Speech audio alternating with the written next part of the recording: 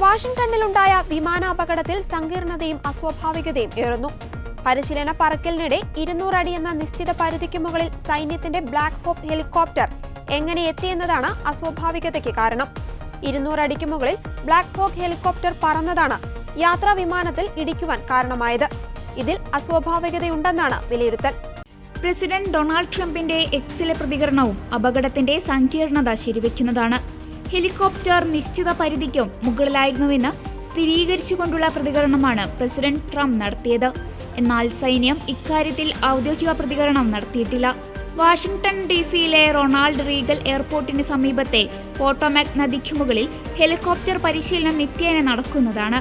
പിന്നെ എന്തുകൊണ്ടാണ് നിശ്ചിത പരിധിക്ക് പുറത്തേക്ക് ബ്ലാക്ക് ഹോക്ക് ഹെലികോപ്റ്റർ പറന്നുയർന്നത് എന്ന ചോദ്യമാണ് എവിടെയും ഉയരുന്നത്.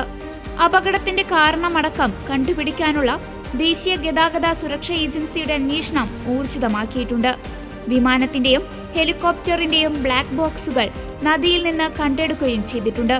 വിശദമായ പരിശോധനയ്ക്ക് ശേഷമാകും ദേശീയ ഗതാഗത സുരക്ഷാ ഏജൻസി ഇക്കാര്യത്തിൽ അന്വേഷണ റിപ്പോർട്ട് സമർപ്പിക്കുക. അന്വേഷണ റിപ്പോർട്ട് 1 മാസത്തിനുള്ളിലെന്നാണ് ദേശീയ ഗതാഗത സുരക്ഷാ ഏജൻസി പറയുന്നത്.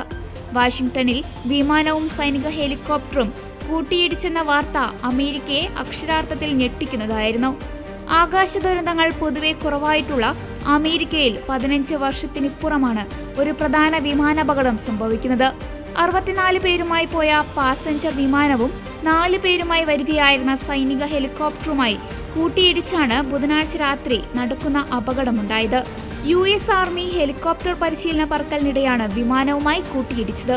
കാൻസാസിൽ നിന്ന് വാഷിംഗ്ടൺ ഡിസിയിലേക്ക് വന്ന അമേരിക്കൻ എയർലൈൻസിന്റെ CRJ-700 യാത്രാ വിമാനം റേഗൻ നാഷണൽ എയർപോർട്ടിൽ ഇറങ്ങാൻ നിമിഷങ്ങൾ മാത്രം ശേഷിക്കവെയാണ് ആകാശ ദുരന്തം സംഭവിച്ചത്. റൺവേ 33 ലക്ഷ്യമാക്കി താഴ്ന്നുകൊണ്ടിരുന്ന വിമാനത്തിലേക്ക് അമേരിക്കൻ സൈന്യത്തിന്റെ ബ്ലാക്ക് ഹോക്ക് സൈനിക ഹെലികോപ്റ്റർ ഇടിച്ചു കയറുകയായിരുന്നു. വിശദമായ അന്വേഷണത്തിൽ മാത്രമേ അപകട കാരണം വ്യക്തമാകൂ എന്നാണ് അധികൃതർ പറയുന്നത്. വിമാന ദുരന്തങ്ങളിൽ അത്യപൂർവമാണ് ആകാശത്തെ കൂട്ടിയിടികൾ.